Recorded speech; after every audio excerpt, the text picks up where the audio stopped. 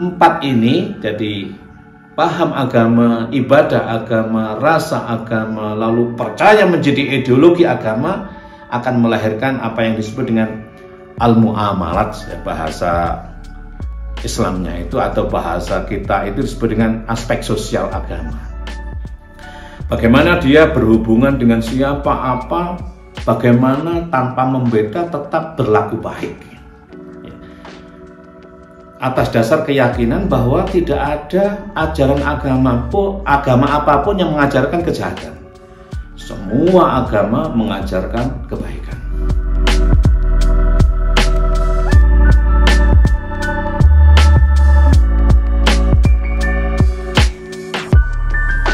Maka ajaran Islam, ajaran agama ya, ajaran agama, din, bahasa Qur'annya itu pilarnya 3. Islam, kita nyebutnya kan Islam saja. Karena yang pertama itu, yang pertama disebut yang lahir pertama. Bersamaan dengan Islam itu ada iman. Bersamaan dengan iman itu ada ihsan. Islam itu adalah tatanan atau pola yang kelihatan, ya. Ajaran yang kelihatan, ritus-ritus, yang pokoknya yang kelihatan semuanya disebut dengan kebenaran. Kebenaran, lalu iman itu adalah yang tidak tampak pada diri kita. Ketepatan ya, ketepatan masing-masing seseorang ketika menangkap kebenaran. Ini benar lalu ditangkap oleh iman kita. Islam kebenaran, iman ketepatan, barulah dipraktekkan namanya ihsan. Apa ihsan itu? Kalau bahasa saya itu kan anta'budallaha ka'annaka tarahu fa illam takun tarahu fa innahu yaraka. Yaitu lahirnya pribadi yang disebut dengan muhsin, yaitu berbuat baik kepada siapa, apa, tanpa membeda, termasuk kepada nyamuk tadi, Bante ya. Jadi udah nggak ngamuk-ngamuk, ada apapun, siapapun, bagaimanapun diperlakukan secara baik.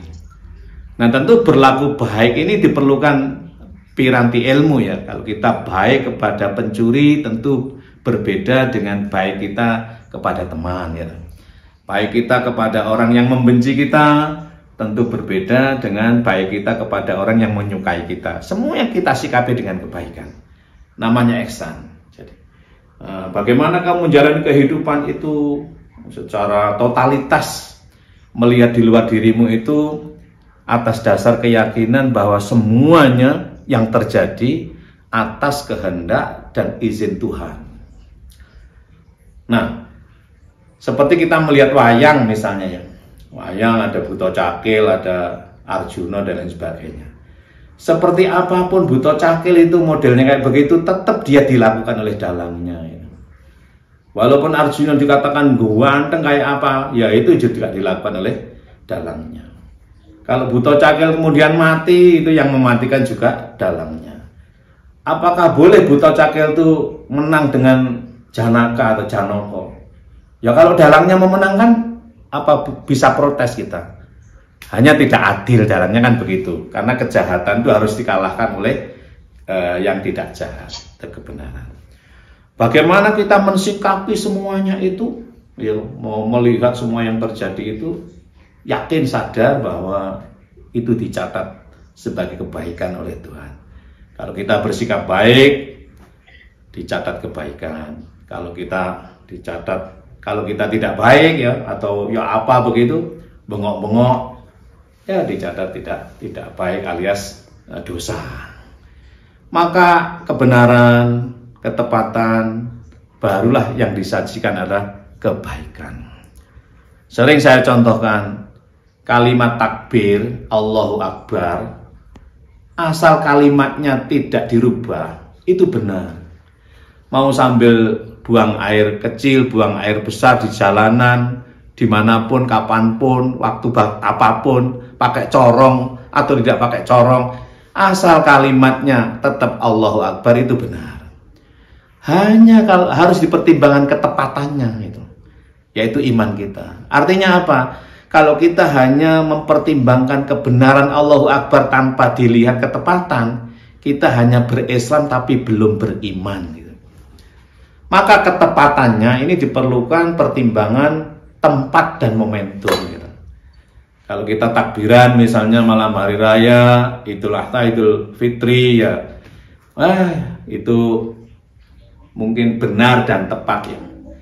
Tapi kalau di siang bolong jam 12 siang di jalanan Allah pakai corong, ya itu benar tapi tidak tepat.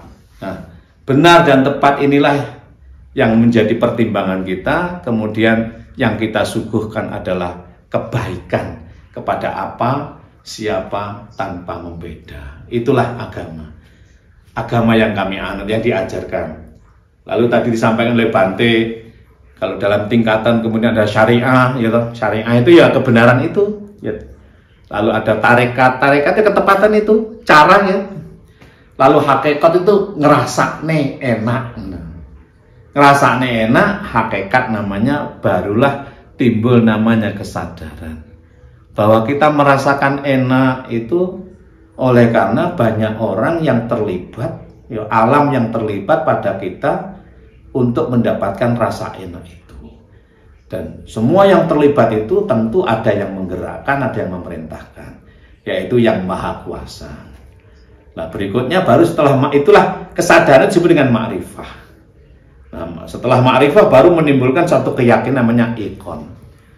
Puncak orang hidup, puncak orang beragama itu timbulnya satu keyakinan bahwa bagaimana semuanya adanya hanya dua, yaitu pencipta dan tercipta.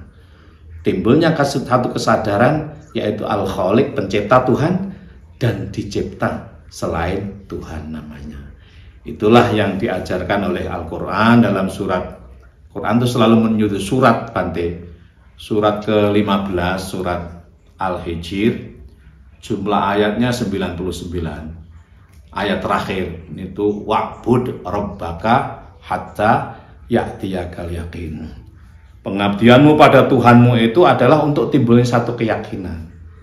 Nah, keyakinanmu itu akan tampak pada kesadaran diri. Kesadaran diri akan tampak pada rasa pada dirimu.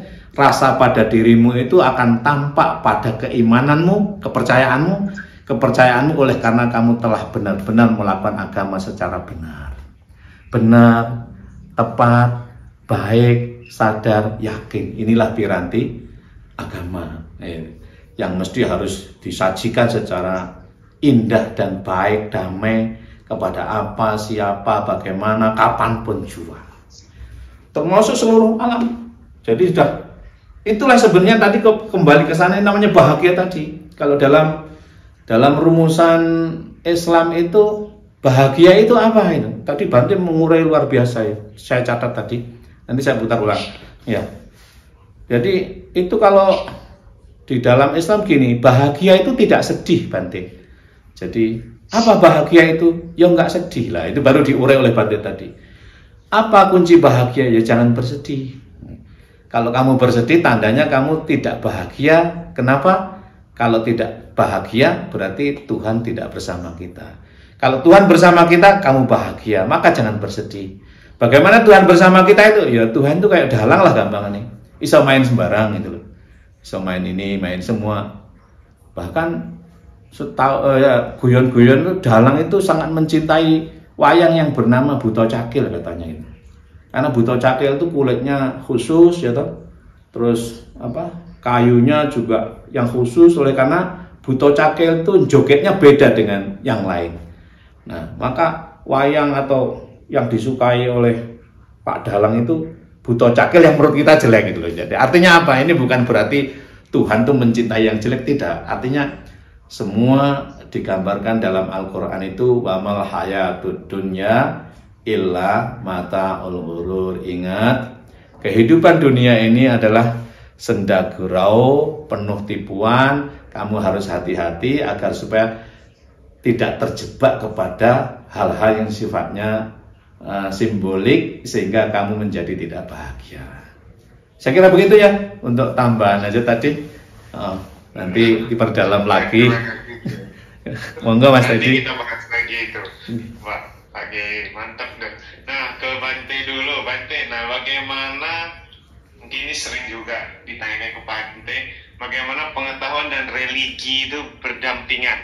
Nah, sehingga membawa ke peradaban yang lebih baik begitu Bante.